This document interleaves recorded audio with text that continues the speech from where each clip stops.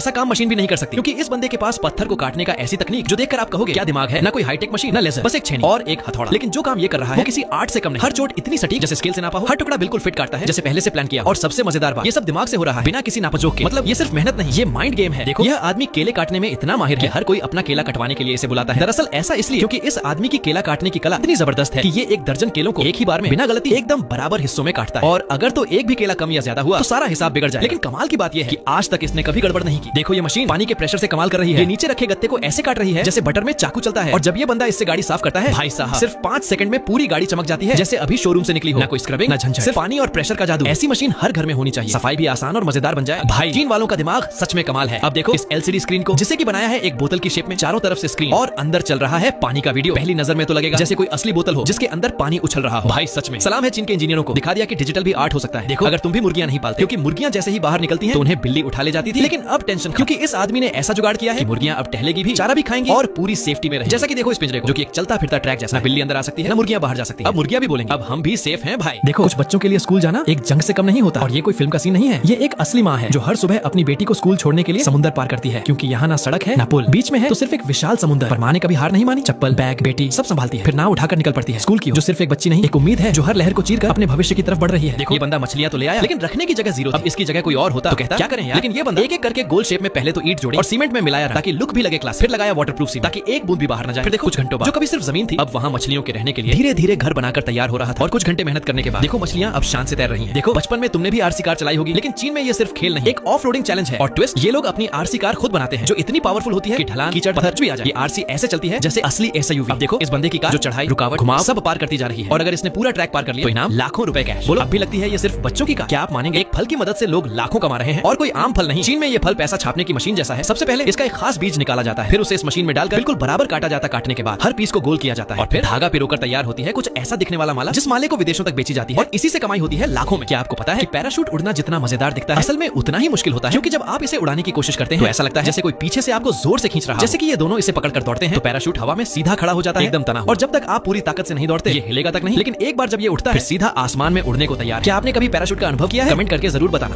देखो, ये बंदा टाइल के ऊपर ग्राइंडर मशीन से स्ट्रक्चर को बनाता है। और टाइल के ऊपर ऐसे स्ट्रक्चर को बनाने के लिए इस बंदे को महीने का लाखों रुपए सैलरी मिलती है। क्योंकि पूरी दुनिया में ये एक ऐसा बंदा है जो कि टाइल को बिना तोड़े, टाइल को काटकर टाइल के ऊपर ऐसे डिजाइन को क्रिएट करता है। और आज तक इस बंदे से एक भी टाइल नहीं टूटी है। ऐसा इसलिए क्योंकि इसका को करते हुए इस बंदे को 50 साल हो गए। और इसीलिए भरोसे पर इस बंदे से सभी लोग अपने टाइल को डिजाइन करवाते हैं, जिसके कारण इस टाइल की कीमत भी 2 गुनी ज्यादा हो जाती है। देखो, प्लास्टिक के बोर्ड को बनाना इतना आसान है, ये आपने भी नहीं सोचा होगा, जो कि खिलौने की तरह 1 मिनट में बन जाती है। जैसे कि देखो इस बंदे को, जो कि इस लोहे के बोर्ड के अंदर पहले तो प्लास्टिक पाउडर को डालता है और उसके बाद ये बंदा इस मशीन के अंदर आग को लगाकर छोड़ देता है। जिसके बाद देखो ये मशीन गोल गोल घूमने लगती है और अंदर ये अंदर बोर्ड बनना शुरू हो जाती है। दरअसल ऐसा इसलिए क्योंकि खाने की तरह ये बोर्ड भी मशीन के अंदर पकता है। और जाने के बाद इस बोर्ड को जैसे निकाला जाता है तो देखो ये बोर्ड तैयार है, जिसमें पेडल